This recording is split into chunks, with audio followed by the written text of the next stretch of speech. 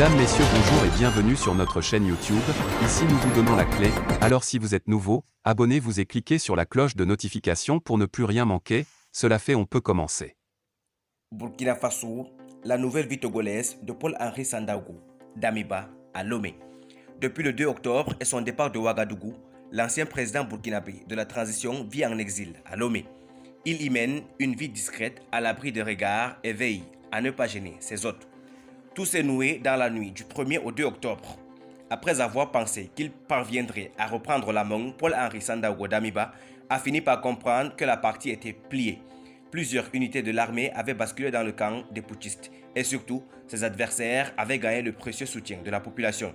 Dans les rues de Ouagadougou, des milliers de manifestants étaient sortis appuyer la prise de pouvoir du capitaine Ibrahim Traoré et de ses hommes, refusant de provoquer un bain de sang entre militaires avec des civils. Pris entre deux feux, le président de la transition s'est résigné à quitter le pouvoir. Une décision d'autant plus dure à encaisser qu'il sait qu'il a été trahi par certains de ses plus proches collaborateurs. Certains membres de son premier cercle ont comploté contre lui. Il affirme l'un de ses intimes. Parmi eux, l'un de ses deux aides de camp qui s'affichera quelques jours plus tard aux côtés de ce tombeur. Avant d'acter sa démission, Damiba pose ses conditions. Parmi celles-ci, la garantie de sa sécurité et de ses droits, ainsi que de ceux de ses proches.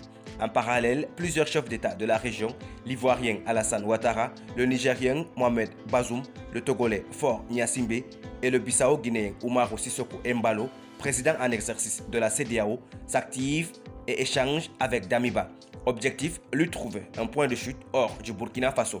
Rapidement, le lieutenant-colonel Damiba songe à Lomé. Il s'y est rendu discrètement en visite le 19 et 20 août et entretient des bons rapports avec Faure Gnassingbé. Nous le connaissons bien et confirme une source officielle togolaise. Il est entré en contact avec nous durant la crise pour nous demander si nous pouvions l'accueillir. Le chef de l'État togolais ne donne pas son accord immédiatement. Durant les quelques heures qui suivent, il sonde certains de ses pairs sur cette hypothèse, dont Embalo, puis le feu vert est donné à Damiba. La piste d'un exil togolais est validée. Reste à organiser son départ. Ce sera par un hélicoptère de l'armée burkinabé. L'appareil est piloté par les capitaines Ouedraogo et Diallo. À son bord se trouve également un technicien. Dans la matinée du dimanche 2 octobre, l'appareil décolle de la base aérienne de Ouagadougou, destination Niantougou, dans le nord du Togo. De là, le président déchu rejoint Lomé à bord d'un avion. Dans la capitale togolaise, il est logé dans une résidence d'État située dans le quartier UP et sécurisée de la cité OUA, près du palais présidentiel. Ces résidences cossues et récentes, construites il y a quelques années, sont habituellement dévolues aux chefs d'État étrangers de passage au Togo. À peine arrivé, il enregistre une courte vidéo avec l'aide des autorités locales qui sera diffusée le 3 septembre sur les réseaux sociaux.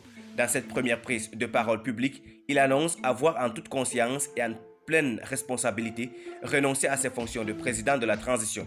Damiba reçoit aussi la visite d'une délégation du ministère de la Sécurité chargée de vérifier ses conditions d'hébergement. Sur place, le lieutenant-colonel vit seul.